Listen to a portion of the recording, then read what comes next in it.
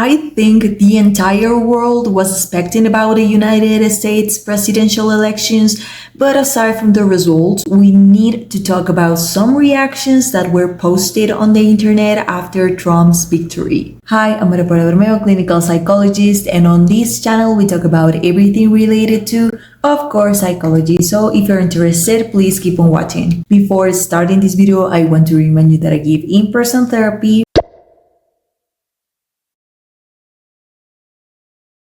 And if you're out of the city, I got you because I also give online therapy. So if you need a consultation, please feel free to reach me out on my social media, my phone number, my email. All of them will be listed down below on the description box as well. So, my channel is basically a psychology commentary channel. I've been talking about wokeness, how conservative people have been the blank of attacks from lefties. I've even analyzed politically correct discourses in here because, to be honest with you, politics do influence on people's mindset. Our political ideologies are part of us and they impact the way in which we perceive the world. Hence why I have taken the risk to talk about political topics on my videos. And today is no exception. I don't know when will this video be posted, probably 2 or 3 weeks after the US elections, but we need to talk about some reactions from Democrat supporters after Trump's victory because they are seriously concerning. I think by now you have probably seen a lot of them, especially on X, in which people started to share compilations, but if you haven't yet or actually have forgotten about them, well, here are some examples. Buckle up because some of them or all of them are very uncomfortable to watch.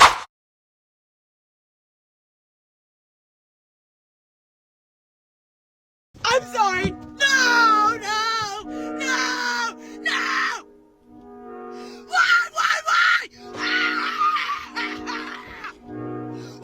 Why? Why? Do you really hate me that bad?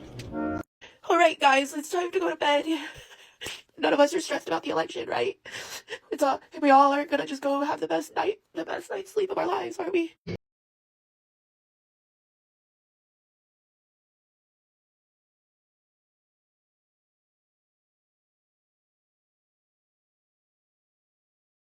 I'm done. I'm done with you. I'm done with you and your mother and your sister. I'm just done with all of this. It's not gonna happen. Go, go.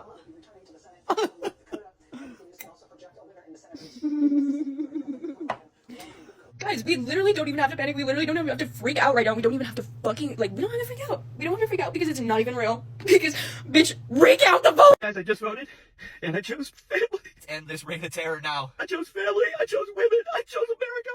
I love you. We're moving on. I'm moving on. We're moving on. I love all of this. Let's do it. Let's do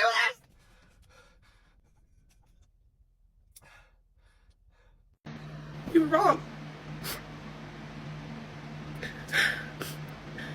It's an utter betrayal for anything that is not a cisgendered white.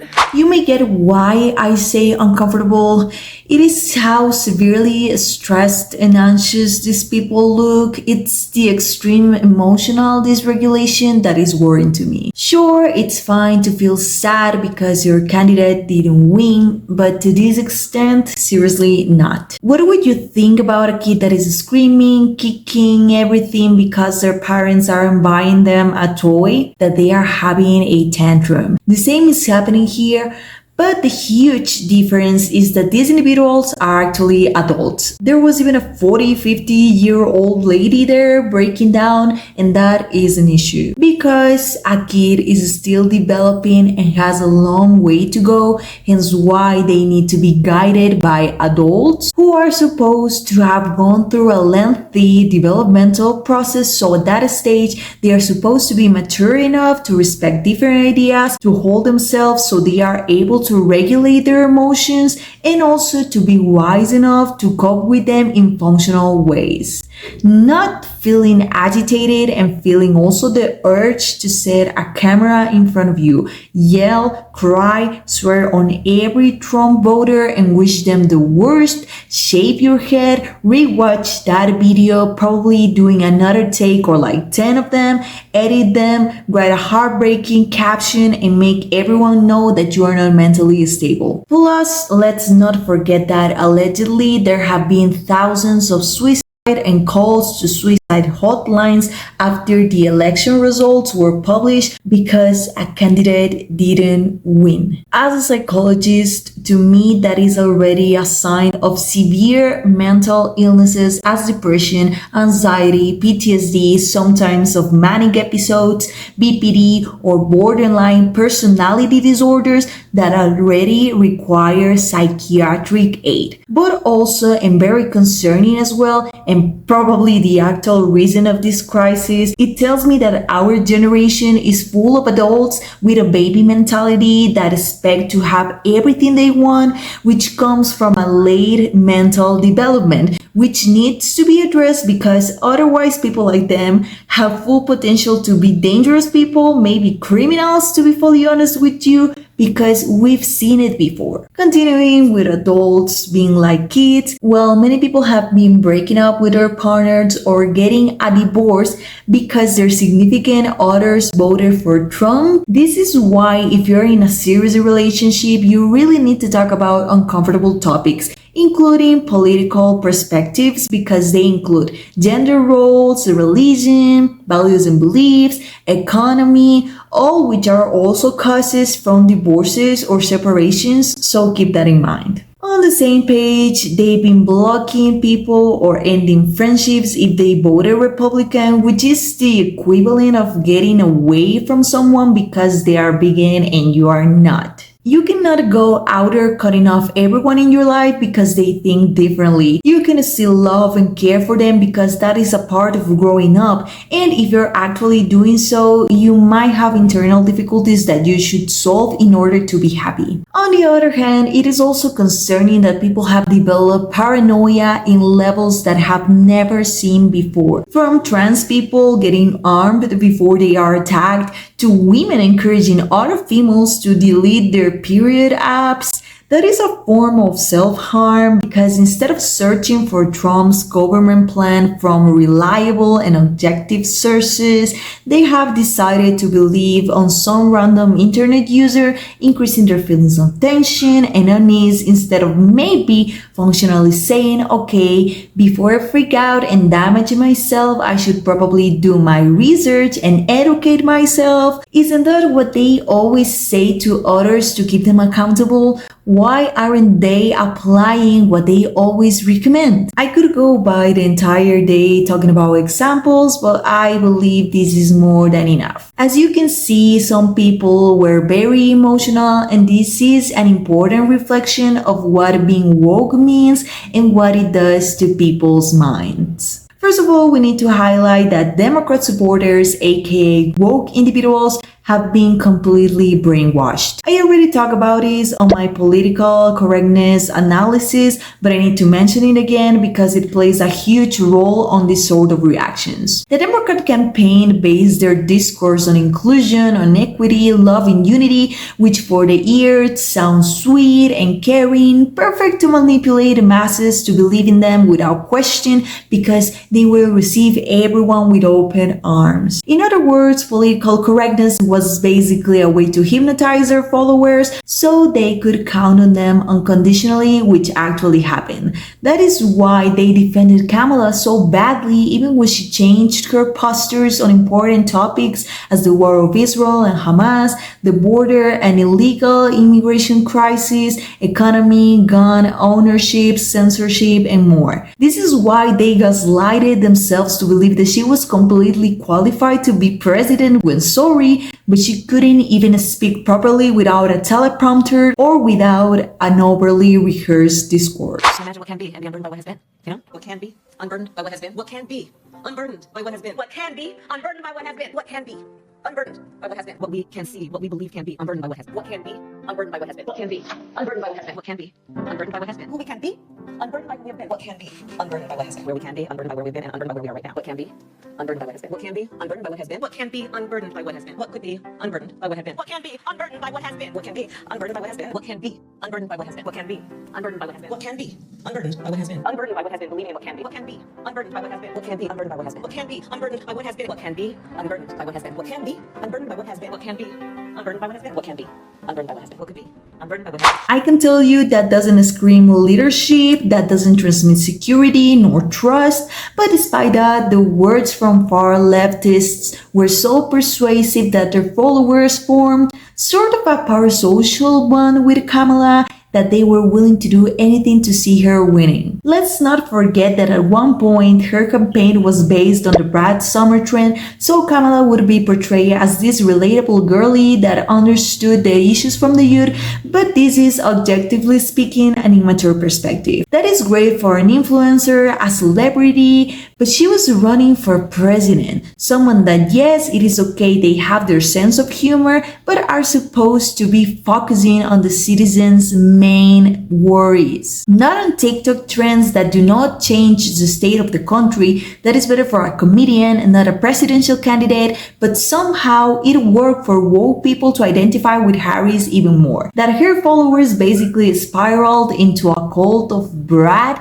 that made them stand up for her even stronger, again reinforcing their parasocial relationship with that woman. And to that, let's add the fact that Democrats simultaneously spread the idea that their candidate was the only option to save the rights, and the ride or die fans fell for these lies blindly. They got convinced that Harris was the key to keep abortions available, to keep Black people, Latinos, Indians, gay women free. And not only them, but legacy outlets CNN, NBC, New York Times, The Washington Post have spent years bashing the conservatives for being anti-everything pro-oppression, and that in their hands, the entire world was going back to slavery, reinforcing those ideas. Just look at this chart. This is just a brief representation of how wokeness has increased on media outlets in the last few years in order to manipulate people into following a progressive agenda, even with lies. Kind of like a fake it till you make it, but in a nil way. Because the more lies they repeated, the more people believed them and started to develop resentment and bitterness towards everything that did not fully align with those ideologies. These things being added to the wave of wokeism that has taken over social media created the perfect formula for many to believe that specifically white rich man equals evil and Black woman from a middle class equals good. And they become so passionate, and that is why they had been having crises after Trump's victory. But this also shows the fragile morals these woke people have, which I think is worth highlighting because it might open some eyes and brains out there. Since Trump won, the inclusive people started making not so good comments about Latinos, Black men, the Amish, Indian population, when they were supposed to be anti-racists. They have also bashed LGBTQ people, as this guy here said on TikTok. As a never Trumper last election and a pretty staunch Democrat, gay Latino man, I just cast my vote for President Trump. Or as some of you guys would like to say, against my own best interest. And for a while there, I believed it. It's time that we have a president in office once again that is going to put America and American citizens first. Leading up to this election, things have been intense and pretty crazy, but it has been very eye-opening for me. I've pissed a lot of people off, but I've also gained a lot of supporters as well. Those supporters being people that I've been told my entire life hate me for who I am, simply for being a gay man. Example, Republicans and MAGA supporters. And it's ironic that the loving and accepting community that have been feeding me those lies have now become some of the most hateful people towards me. I have opened my eyes and now realize how the mainstream media has drugged this man through the dirt and completely manipulated how people perceive him. Do I agree with everything that this man has said and or done throughout his life? Absolutely not. But what I do agree with is peace through strength, putting American citizens first, secure borders, ending these wars, making the U.S. more energy independent once again, and bringing jobs back to the United States of America, making everyday living more affordable again, whether it's buying a house, renting, putting gas in your car, or going to the grocery store. For those reasons and others that I did not mention, I'm proudly supporting Donald Trump this election. The countdown begins, guys, and soon we will know the fate of this country for the next 4 years. I love you guys, and I will see you in the next one. for having a different opinion, which is ironic for a party that received everyone, to insult Republican women leaving sorority behind, to scare children at schools, creating stigmas about race themselves when they are supposed to want to break those because we are all the same. And I gotta make sure that y'all are prepared to be 3 times as good. To step into any room and understand that you belong to be there. It's serious. Wearing skin like I. And this is what happens when these movements become a cult, and this is the reason why, as I always say, we need to take any kind of information with a grain of salt and make use of the resources we have to do our own research, contrast and compare the data so we don't let others manipulate us, why we need to go back to the basics and reteach human beings about respect, real diversity and tolerance to understand why having norms, values and morals is so important, because it teaches us to act in a healthy way that won't harm others, nor physically or verbally, that allows us to embrace differences and comprehend that is a normal part of living in this world, to be able to have conversations and healthy debates that allow us to grow our minds and our youth, to build sane and stable personalities and characters that will make them strong enough to face challenges, but also feel trust to ask for help if they need it, so they can keep a great mental health. I know some people might tell me, you're a psychologist, you're not supposed to talk about politics, you need to be neutral, but what should I do if individuals like those I showed you are displaying psychologically unstable conducts on social media and actually out there in the streets? I have to talk about them so others watching do not get convinced that this is normal, especially kids with developing brains, and also they can understand they are individuals, one world that can have different ideas, but they can also bear with other opinions and different lifestyles, because that is what balance is about. Is there anything you learned from this video or that you would like to add to the conversation? Leave a comment down below. Also, don't forget to like and share with someone that may find this useful, and don't forget to subscribe to the channel so that you never miss out from more interesting psychology content. Thanks for watching.